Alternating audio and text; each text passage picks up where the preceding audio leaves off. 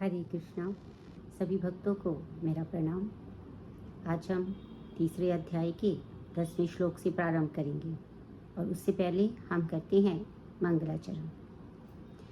ओम अज्ञानतिमिरान्धस्य ज्ञानाञ्जनशलाकया चक्षुरुन्मीलितं येन तस्मै श्रीगुरवे नमः।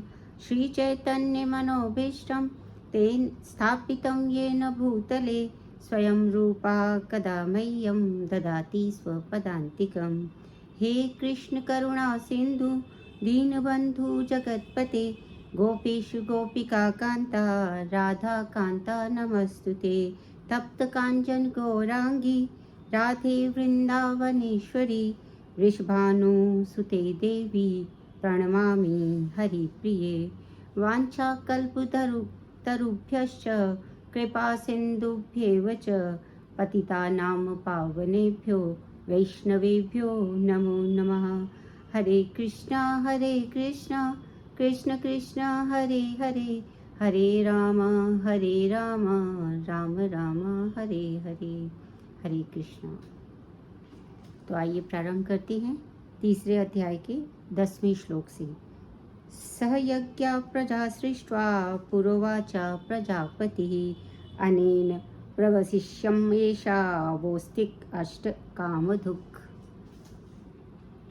अर्थात जब सृष्टि का प्रारंभ हुआ तो उस समय जो प्राणियों के जो स्वामी थे अर्थात जो प्रजापति थे, तो उन्होंने विष्णु के लिए यज्ञ सहित सारे जो मनुष्य और देवता हैं उनके संततियों की रचना की और उनसे क्या कहा, तुम इस यज्ञ से सुखी रहो क्योंकि इसको करने से सुखपूर्वक रहने तथा मुक्ति प्राप्त करने के लिए समस्त वांछित वस्तुएं प्राप्त हो सकेंगी। तो यहाँ पर भगवान ने यहाँ पर बताया है कि ये जो यज्ञ था, वास्तव में जो यज्ञ है वो स्वयं भगवान कृष्ण को ही यज्ञ कहा गया है। भगवान ही यज्ञ हैं एक प्रकार से। तो लेकिन प्रजापति ने जब इस सृष्टि की रचना की तो उन्होंने यज्ञ सहित, इस यज्ञ के सहित सभी देवता और मनुष्यों के संतति की रचना की और उनसे ये कहा कि इस यज्ञ से तुम सुखी रहोगे क्योंकि इन्हीं यज्ञों से तुम्हें जो भी वांछित वस्तुएं हैं वो प्राप्त होंगी।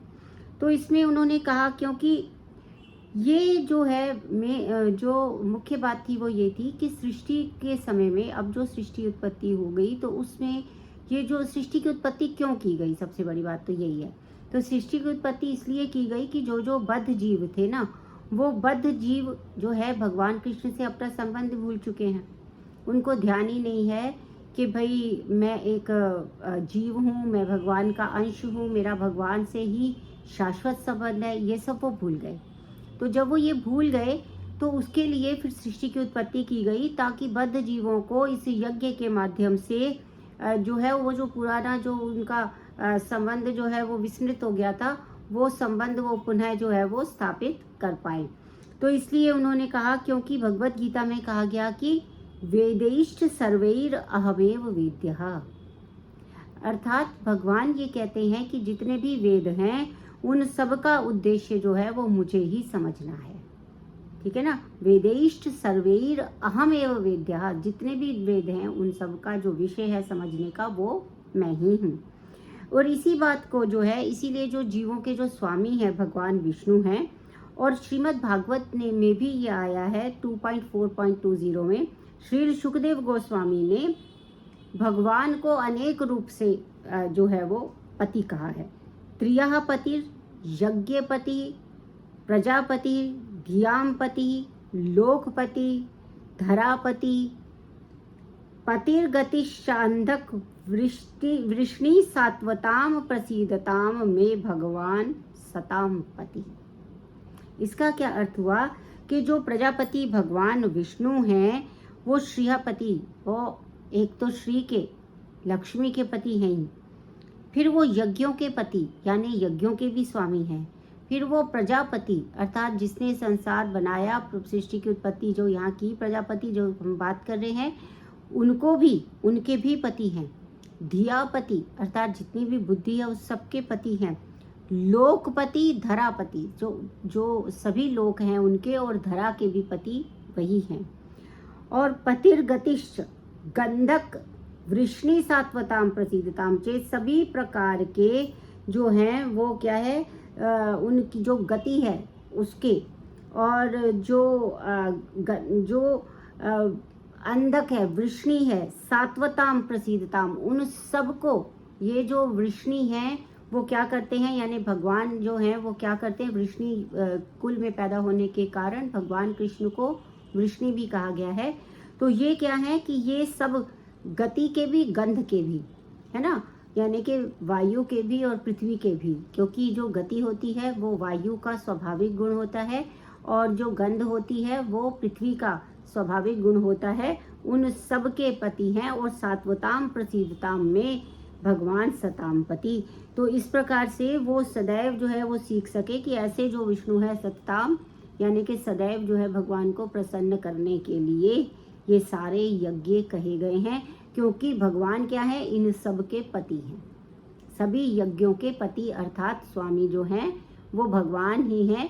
इसीलिए प्रजापति ने यज्ञ सहित ही देवताओं और मनुष्यों की उत्पत्ति इस संसार में की, ताकि बद्ध जीव मुक्ति को प्राप्त हो सके। अब उन्होंने कहा कि जब यज्ञ करते हैं तो क्या होता है, तो यज्ञ करने से ऐसा नहीं है कि अचानक से ही कुछ ऐसा चमत्कार हो जाता है कि व्यक्ति जो है वो भगवत धाम में पहुंच जाता है, ऐसा नहीं होता। होता क्या है कि यज्ञ करने से जो क्रमशः जो बद्ध जीव है वो कृष्ण भावना भावित होने लगता है और सभी प्रकार से फिर वो देव तुल्य बनता है। देखिए योनि जो है ना उसके 3 स्तर हैं, जो मतलब इस संसार में जो योनियां हम देख रहे हैं उसके बेसिकली 3 स्तर हैं। एक है देवता जो कि उच्च कोटि का जीव माना जाता है, फिर आते हैं मनुष्य और फिर आते हैं पशु आदि।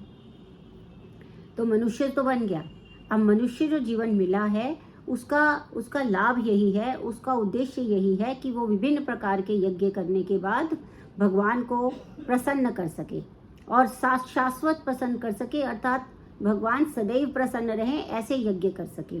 तो ये जब धीरे धीरे जब वो यज्ञ करता है तो वो क्रमशः कृष्ण भावना भावित होता है, क्योंकि क्या होता है वास्तव में, होता क्या है कि हमारा हम जो हैं जीव, जो यहाँ पर जो बद्ध जीव है वो क्या है कि जन्म जन्मांतरों से यहीं घूम रहा है। तो यहीं घूमने के कारण जो उसका अभ्यास है, आसक्ति वाला अभ्यास, अपना स्वामित्व जो है जताने वाला अभ्यास और अपने आप को कर्ता और भोक्ता मानने का जो अभ्यास हो चुका है, उस अभ्यास के कारण अचानक से वो किसी भी यज्ञ को करके जो है वो भगवत धाम को प्राप्त नहीं होता, बल्कि क्या होता है कि सामान्य भौतिक जीव के लिए ये विषय आया है, जो हम जैसे भौतिक जीव हैं सामान्य लोग, वो जब यज्ञ करते हैं तो क्रमशः वो कृष्ण भावना भावित होने लगते हैं और फिर जो है वो एक दिन भगवत धाम को प्राप्त करते हैं।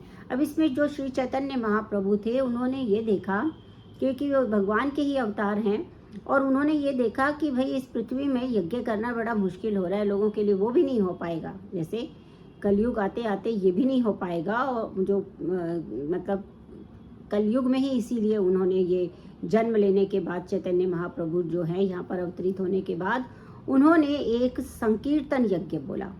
क्योंकि क्या था उसका कारण कि इसमें भगवान ने संकीर्तन यज्ञ के प्रसंग में कहा है कि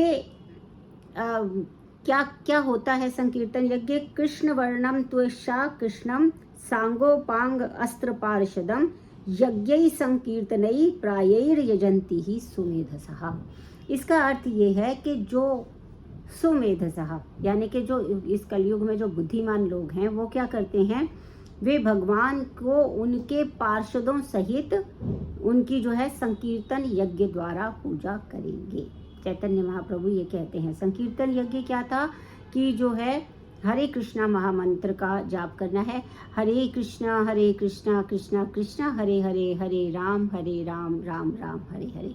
तो जब ये व्यक्ति इस प्रकार का संकीर्तन करता है तो वो, और पार्षदों सहित संकीर्तन करता है, यज्ञ द्वारा पूजा करेंगे, तो फिर वो भगवत धाम को प्राप्त हो सकते हैं। क्योंकि वेदों में ये वर्णित है कि इन यज्ञों को इस कली काल में करना संभव नहीं है। जो हम पहले बोल रहे हैं ना कि धीरे धीरे यज्ञ करेगा, फिर कृष्ण भावना भावित होगा और फिर भगवत धाम जाएगा। तो कलयुग में क्या है कि उतने संसाधन, उतना समय, उतनी दृष्टि, उतना बुद्धि वो है ही नहीं। जब है ही नहीं तो उस प्रकार के यज्ञ वो कर नहीं पाएगा। परंतु चैतन्य महाप्रभु ने सबके ऊपर कृपा करते हुए, दया करते हुए उन्होंने ये एक उपाय बता दिया कि चलो कुछ भी नहीं होगा तो संकीर्तन यज्ञ कर लीजिए, क्योंकि वो बहुत ही सुगम होता है।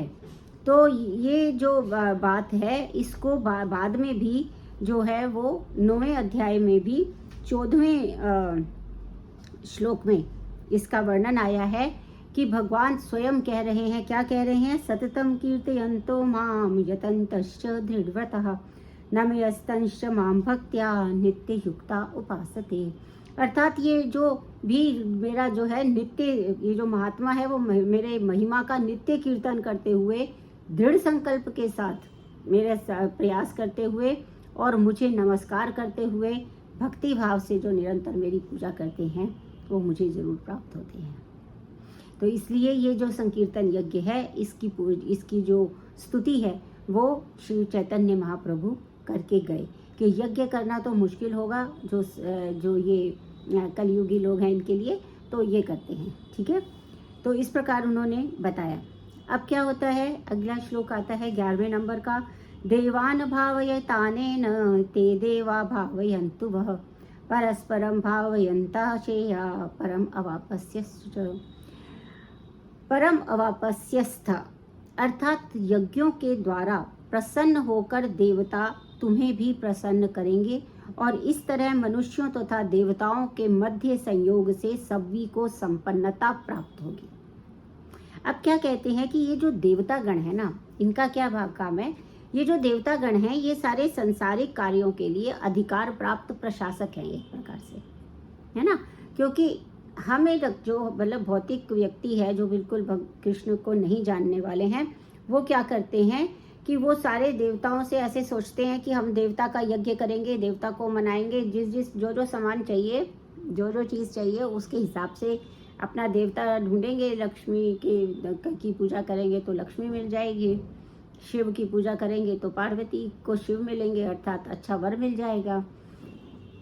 तो इस प्रकार कुबेर की पूजा करेंगे तो धन मिल जाएगा। तो वो क्या है कि छोटी छोटी जो भौतिक आवश्यकताएं हैं, जो इंद्रिय तृप्ति की जो इच्छा है, उसके लिए ये जो भौतिक व्यक्ति है, ये जो बद्ध जीव है, ये छोटे से लालच में आ जाता है और वो सोचता है कि देवता मुझे दे देगा।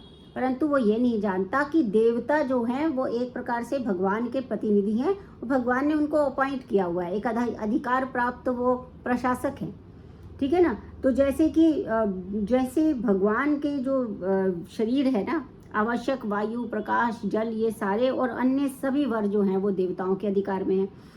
लेकिन वो सभी देवता क्या हैं, शरीर भगवान के अंगों के असंख्य सहायकों के रूप में, भगवान के असंख्य सहायकों के रूप में वो स्थित होते हैं। और कुछ यज्ञ जो हैं वो विशेष रूप से इन्हीं देवताओं को प्रसन्न करने के लिए किए जाते हैं, किंतु उन सभी यज्ञों में भी भगवान ही प्रमुख भोक्ता होते हैं और इसलिए भगवान को ही प्रमुख भोक्ता के रूप में पूजा जाता है, क्योंकि स्वयं भगवान ने जो है कहा है भोक्तारम यज्ञ तपसाम। अर्थात भगवान स्वयं ये कह रहे हैं कि मैं सभी यज्ञों का मुख्य प्रयोजन, मतलब जो है मैं सभी यज्ञों का क्या हूँ, भोक्ता हूँ। सभी तपस्याओं का भोक्ता भी मैं ही हूँ। अर्थात कोई भी तपस्या यदि हम करते हैं तो उसका जो अंततः वो जाएगी कहाँ, भगवान के पास। तो जब यज्ञ जो है वो सुचारू रूप से जब संपन्न किए जाते हैं, क्योंकि ये प्रकृति है, जैसे वायु है, देश है, काल है, प्रकाश है, जल है, ये सारे के सारे जो हैं वो संसार के लिए आवश्यक हैं। तो इनका प्रसादन करना, इनको प्रसन्न करते हैं, तो फिर क्या होता है, प्राकृतिक वस्तुओं का अभाव नहीं रहता है। यहाँ बहुत बड़ा जो है एक क्लाइमेटिक चेंज जिसको हम कहते हैं ना, ये क्लाइमेट चेंज क्यों हुआ, इतना हम सब लोग बातें कर रहे हैं कि क्लाइमेट चेंज हो गया, ऐसा हो गया, वैसा हो गया। क्लाइमेट चेंज क्यों हुआ, यानी हमने जो है, जो हमें प्राकृतिक ये जो संसाधन मिले हुए थे, नेचुरल रिसोर्सेज जो मिले हुए थे, उसको हमने एब्यूज़ करना शुरू कर दिया, एक्सप्लॉयट करना शुरू कर दिया। ना हम आकाश की स्वच्छता का ध्यान रखते हैं, ना वायु की स्वच्छता का ध्यान रखते हैं, ना जल की स्वच्छता का ध्यान रखते हैं, ना अंतरिक्ष की स्वच्छता का ध्यान रखते हैं। हम कोई ध्यान नहीं रखते हैं, हम उनको प्रसन्न नहीं कर रहे हैं। परंतु उन्होंने कहा कि यज्ञ को संपन्न करने से सभी लाभ प्राप्त होते हैं, यज्ञ से सारे कर्म पवित्र हो जाते हैं, जैसा कि वेद वचन है। यज्ञ से क्या क्या शुद्ध होता है? आहार शुद्ध हो, सत्व शुद्धि। जब आहार की शुद्धि अभी मैं बताऊंगी कि कैसे होती है आहार की शुद्धि। जब हम भगवान को अर्पित करके लेते हैं तो आहार की शुद्धि होती है। तो आहार शुद्ध हो, सत्व शुद्धि। जब आहार शुद्ध होता है तो उससे हमारा मन भी शुद्ध होता है। आहार शुद्धि होने से सत्व की शुद्धि होती है। सत्व शुद्ध हो, ध्रुवा स्मृति। और जब सत्व शुद्ध हो जाता है ना, जब हमारे मन के अंदर, हमारे मस्तिष्क के अंदर जो है वो कोई भी कलुषित विचार नहीं रहते हैं, नकारात्मकता नहीं रहती है, शुचिता रहती है, पवित्रता रहती है, सत्यता रहती है, तो वो जो सत्व होता है उससे क्या होता है? ध्रुवा स्मृति ही, अर्थात उससे हमारी स्मृति भी बढ़ती है। हम देखते हैं, हम सब कहते हैं आजकल तो किसी को कुछ याद ही नहीं रहता, आजकल तो कुछ भी नहीं याद रहता। क्यों नहीं रहता? क्योंकि आहार शुद्ध नहीं है, और दूसरा आहार शुद्ध हो के फिर सत्व शुद्ध नहीं है। क्योंकि आहार शुद्ध नहीं है इसलिए सत्व शुद्ध नहीं है, सत्व शुद्ध नहीं है इसलिए स्मृति अच्छी नहीं है।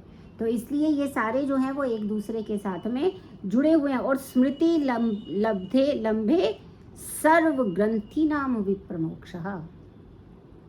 जबकि जब आहार शुद्धि हुई, आहार शुद्ध हो सत्व शुद्धि, उससे सत्व शुद्धि हुई, सत्व शुद्धि से ध्रुवा स्मृति, अर्थात निश्चित रूप से जो स्मृति है उसका लाभ हुआ, उसकी शुद्धि हुई। और स्मृति लब्धे, जब स्मृति मिल गई, एक अच्छी स्मृति मिल गई, तो क्या होता है? सर्व ग्रंथि नाम विप्रमोक्षा।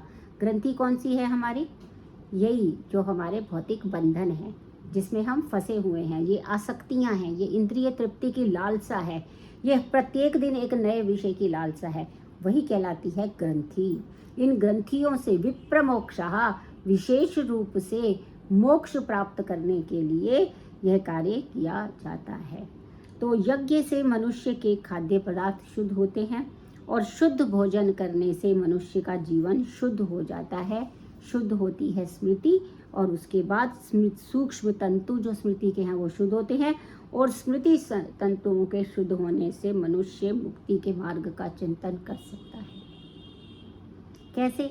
क्योंकि मनुष्य भूल ही रहता है ना, भूला हुआ ही तो है ये जीव भूला हुआ है। उसको लग रहा है मैं करता हूँ, मैं भोगता हूँ, मैंने ये किया, मैंने वो किया, तो वो स्वयं को प्रकृति का स्वामी मान रहा है, भूल ही तो गया वो। इसीलिए ही भगवान ने कहा था ना अर्जुन से कि हे अर्जुन, मेरा ऐसा कभी नहीं था कि मैं नहीं था, ऐसा कभी नहीं होगा था कि तुम नहीं थे, लेकिन मुझे याद है और तुम भूल गए। ये विस्मृति होती है हमारे जितने भी भौतिक कलमश हमको परेशान करते हैं, आसक्तियाँ होती हैं, वही हमारी विस्मृति का कारण होती है। तो आगे बढ़ते हैं। इष्टान भोगानि वो देवा दास्यन्ते यज्ञ भावितः तैर्दत्तान प्रदायेभ्यो यो भुक्तेस्तेनैव सः। अब यहाँ पे वो क्या कहते हैं कि जीवन की आवश्यकताओं की पूर्ति करने वाले जो विभिन्न देवता हैं, यज्ञ संपन्न होने पर प्रसन्न होकर तुम्हारी सभी आवश्यकताओं की पूर्ति करेंगे, किंतु जो प्रकृति के इन उपहारों को या देवताओं को अर्पित किए बिना भोग करता है वह निश्चित रूप से स्तेन है, अर्थात चोर है।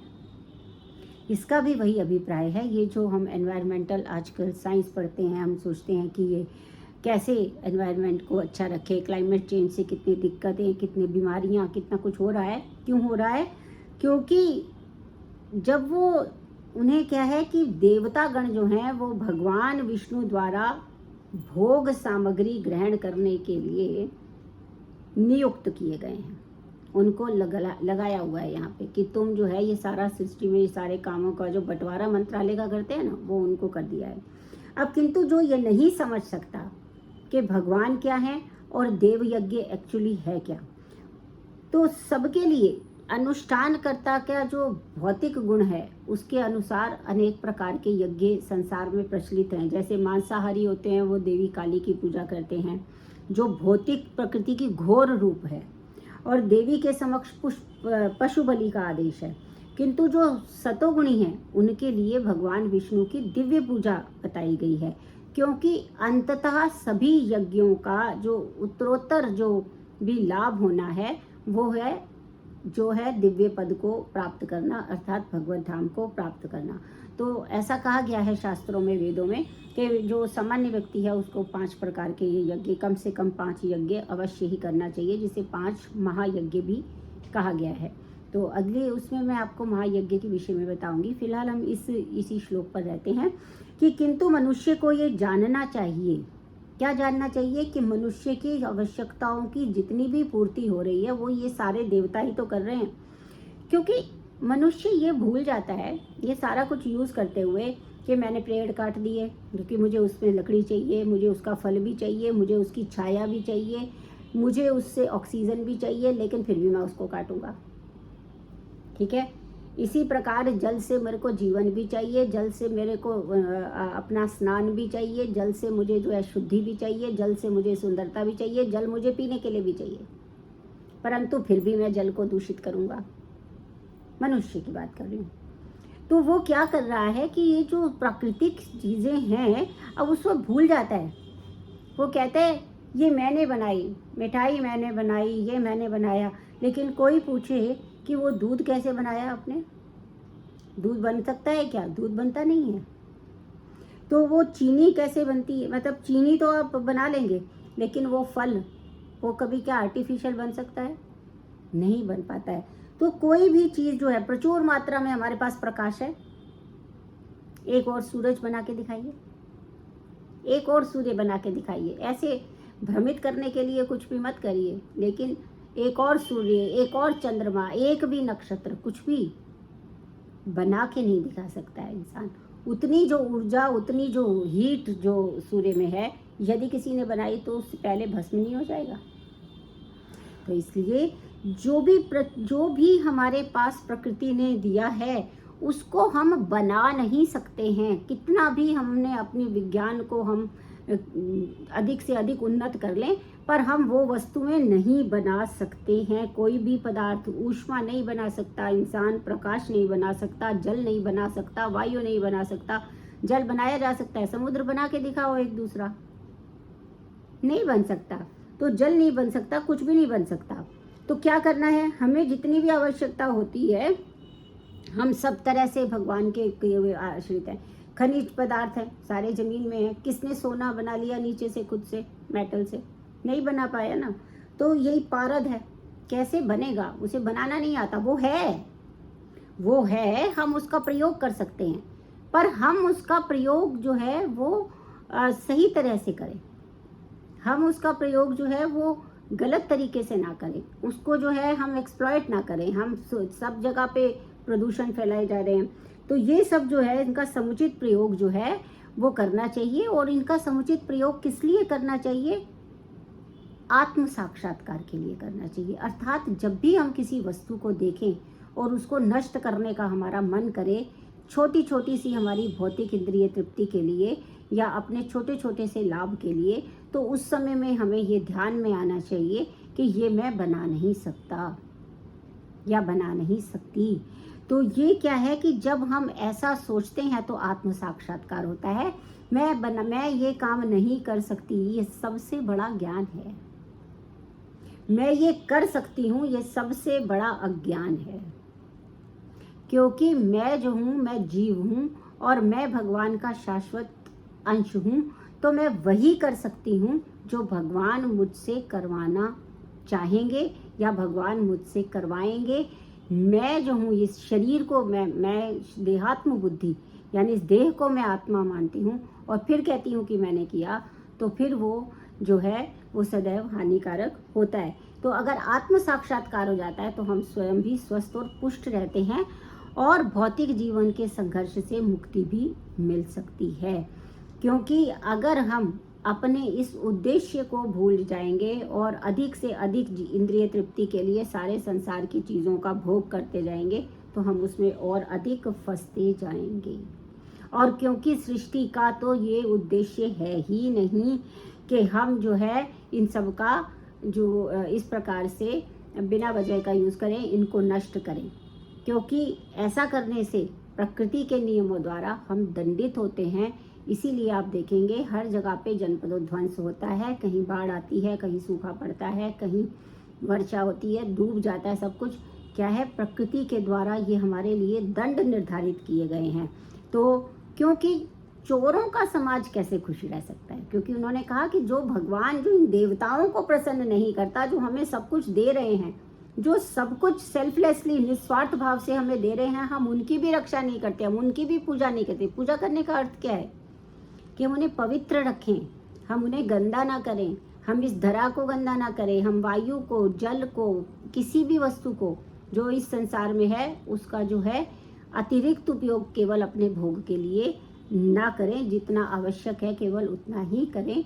तो ये जो बात भगवत गीता में लिखी गई है, देखिए कितने जो वर्षों पूर्व भगवान ये उपदेश देके गए हैं कि कलयुग में ऐसी प्रवृत्ति मनुष्यों की होगी और फिर उसके कारण ये दुर्गति भी मनुष्य की होने वाली है।